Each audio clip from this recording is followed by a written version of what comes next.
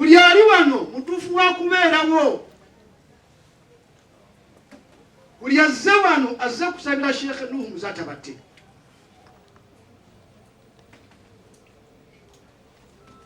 Nze nva mu nnyumba ya Seka Swaibu Ssemakula e Katuumu. Ensonga lwaki bwe mbadde ntandika wano nsoose n'endeeta ffe tahadiri gye tumanyi ab'e Katuumu bakasambi wiiyo bano. Sheikh Nuhu Muzata Batte mwagwa.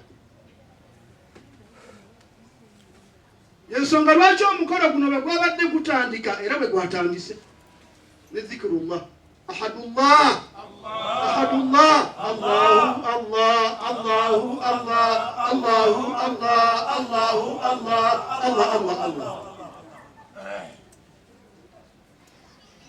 Wanaye nti budakiika mutono era naatera okumala.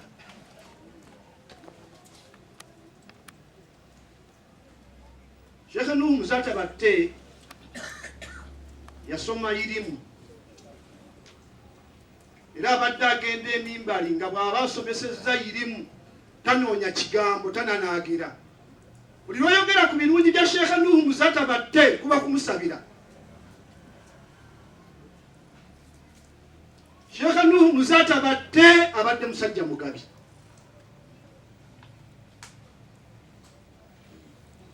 Walatiza abasinga abawalimu tezitera kusumulukuka. Ngaira Allah yakola ensi n'eggulu Sheikh Nuhu Muzata Batte abadde asumulula walati eno n'agaba. Nsaasidde nnyo abawalimu bayimamu b'emizikiti. Omuzikiti gw'abadde agenda okusomeramu kutuba imaamu avaamu nga ajja kuddayo eka alire ku nkoko.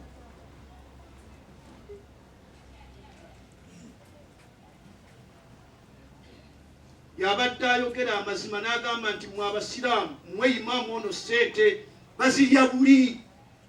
Imaamu alina okulya ssente. Subhanallah. Ani analwanirira abawalimu? Ali ludda bagenda okuddamu okulwanirira abawalimu nga muwalimu asituka okusaaza abantu nga layini eno era eri mabega yonna yagala muyoola. Naye ng'emuyoola abasingisi 2-3 bye basuula nga tafuna musaala. Abadde amulwanirira abadde Sheikh Nuhu Muzata Batte. Wakitiibwa Allah tukulajanira osinzize ku ebyo osonyiwe Sheikh Nuhu Muzata Batte. Allah subhanahu wa ta'ala yawaseka Nuhu Muzata Batte. Abagagga bonna nga abalagira ne bakola ekyo ani anaalagira abagagga olwaleero? Kati bonna bazzeeyo beekwese bakalyango. Ani anagamba ku bagagga? Allah buli muntu alina gwakiwa. Sheikh Nuhu Muzata Batte abadde agamba abagagga ne bataddamu ne bakola ekyo. Allah subhanahu wa ta'ala tusaba osonyiwe Sheikh Nuhu. Sheikh Nuhu Muzata Batte abadde musajja nga amaaso ge wano musajja musanyufu nga alina bashashi ng'asanyuka nga mutudde wano ne museka.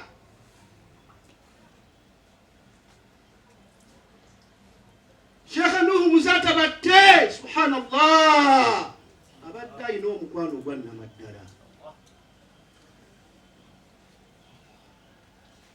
Weri gwennyini bakyala abakulu bonna abeddira enjovu bw'ate basenga abeera maama we amubuuza afukamidde. Ebimu mu bintu bye bayita okusabira omufu kwogera ku birungi bye. Badde alina omukwano gwa nnamaddala. Sheikh Nuhu Muzata Batte ye musajja Allah subhanahu wa ta'ala gwe yawa ayali amanyi taata ne maama.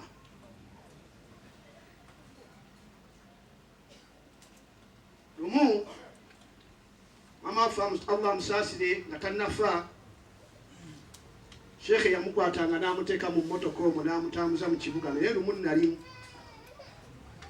wamutambuza bw'ati ng'agenda amulaga ebizimbe naye nga maama akadde ne mugamba Sheikh maama lwaki omulaga ebizimbe? Ati bino bimulaga afuna essanyu ku mutima.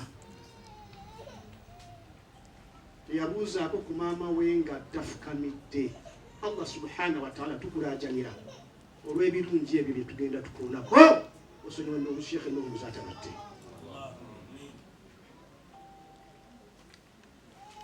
Sheekhe Nuhu Muzaata Batte bwe yali asoma yasomera ku Biraali wali mu Binyira. Kalyango bino tobimanyi, ozze wano jjo mu Bismillah Nakyewa niwulirize bulungi mugenda ne mutugoba nsembera yeeri onsinza Muzaata. Bwe yali asoma Sheekhe Nuhu Muzaata Batte yasomesebwa abantu aba. Sheikh Ahmad Muhammad Kalanzi olwaleero mu kibuga takyalimu, eyo omu ku basheekhe abasomesa Sheikh Nuhu Muzaata Batte. Hajjati Kulusuumu Muzaata wandiika abantu abo ogenda obanoonye.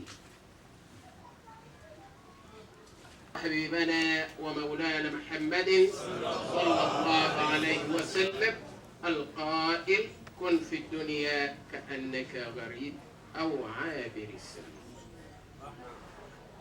وعلى آله وصحبه أجمعين. قال الله تعالى بعد أعوذ بالله من الشيطان الرجيم بسم الله الرحمن الرحيم وجاءت سكرة الموت بالحق ذلك ما كنت منه تحيد. bakadde bange omugenyi omukulu ku mukolo guno bamashekhe mwenna abaddu ba Mungu wamu n'abazaana be, assalamu alaikum wa rahmatullahi wa barakatuh. Wa alaikum assalam wa rahmatullahi wa barakatuh. Nsoose okutendereza omutonzi subhanahu wa ta'ala oyo Mungu yatukolera obulamu n'okufa nga yabitukolera lwa nsonga yakutugezesa alabe mu ffe ani asinga okulongoosa obukola obulungi. Era nenzirako okusabira ku Mukama waffe Nabbi Muhammadin sallallahu alayhi wa sallam, Mungu aseebyengera n'emirembe ku ye omwogezi ayogera n'agamba nti muno mu nsi beera Mungu olinga omugenyi oba ng'omuntu asala ekkubo. Nesaba Katonda aseebyengera n'emirembe ku bantu b'eŋŋanda za Mukama waffe Nabbi Muhammad sallallahu alayhi wa sallam awamu ne basahaba be bonna. Allah tabaraka wa ta'ala ategeeza mu Qur'an mu aya gyesomye yegamba wajaat sakratul maut bilhaqqi dhalika ma kunta minhu tuhid. Allah tabaraka wa ta'ala bwe yalinga atukolera okufa tiyakutuwa nga kibonerezo, wabula Allah tabaraka wa ta'ala yakola kigambo okufa olw'ensonga eziwera. Bwe tubanga tusoma mu akida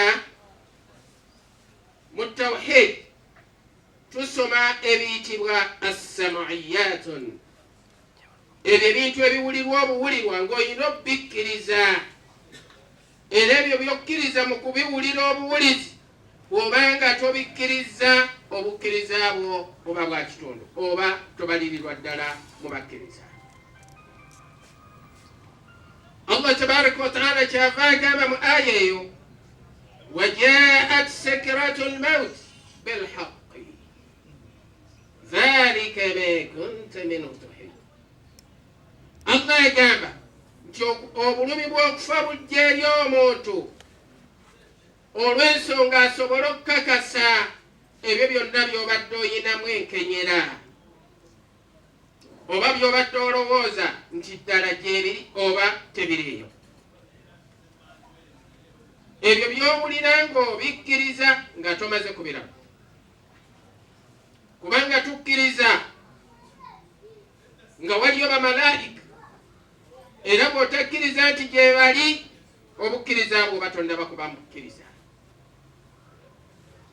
Kyova olaba nti Allah tabaraka wa ta'ala atugamba falawla idha balagat alhulquma wa antum hina idhin tanzurun wa nahnu aqraba ilayhi minkum walakin la tubsirun.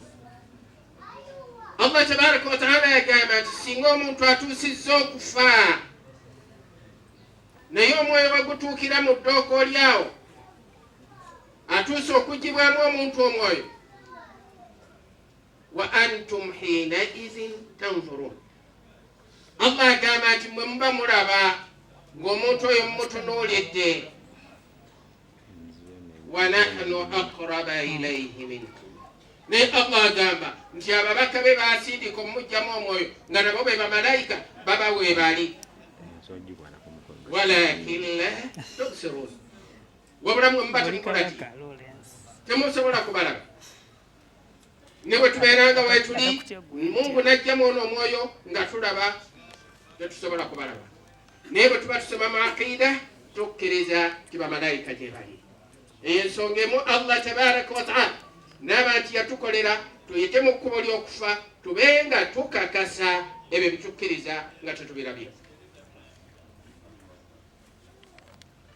Rasul sallallahu alayhi wa sallam bwe yagenda mu Mi'raj, ffenna gye tumanyi obulungi mu lugendo olwolwo lwe yatambula al Israa wal Mi'raj, bwe yatuuka wali malayika al-mawt yamubuuza n'amugamba njagala ombuulire engeri gy'ojjamu emyoyo. Yamugamba nti nze sivaawo wano wendi, wabula omuntu aggyibwamu omwoyo musindikira bamalayika 40. Mungu kyava aga nti wa nahnu aqraba ilayhi minkum walakin la tubsirun. Yani ababaka ba Katonda baba bawera olw'obuzito bw'omwoyo ogujja mu muntu. Buli malayika eyina akatundu ketwalako neteeka wali, naye ng'ate tebeemu ekwata ne zinnaazo ne ziteekawo n'endala.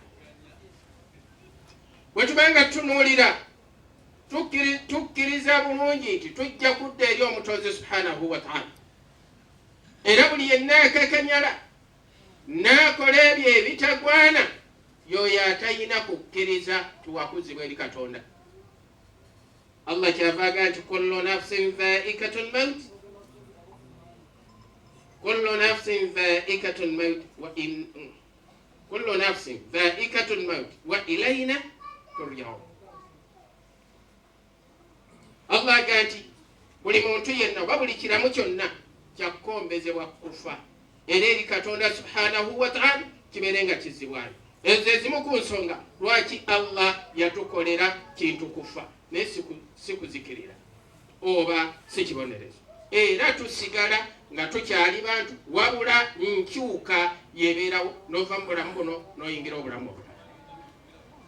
Tukkiriza nti bwe tunaava mu duniya wano ku nsi twajjanga bapakasi, tukole ebyo bye tunaaganyulwa oluvannyuma lw'okuva ku nsi eno. Kullu nafsin dhaa'ikatul mawt wa innama tuwaffawna ujurahum yawmal qiyamah. Mungu akakasa nti ddala ajja tusasula ki? Empeera zaffe okunaku lw'enkomerero nga tumaze okuva mu nsi. Naye ow'amagezi bw'abanga ayogera agamba tadabbaru ma jara fiha bifikri wa in nazala al-qada'u fatriqu bis-sabr fa inna rahiluna gada bisafar wa tansana al-ahibba ba'da 'ashr wa qad sirna izwaman baliyati. Naye bw'aba abuuza agamba wa kam dumu'in jara bayna haddi bi ahzani wa aswaqi wa faqr. Aga nti wetegereze nnyo, tadabbaru ma jara fiha bifikri, wetegereze buli kyonna ekiba kiyise, si kukitunuulira butunuulizi bw'ekitire kigenda n'ogamba ekyayise kyawedde. Bifikri teekamu okulowooza.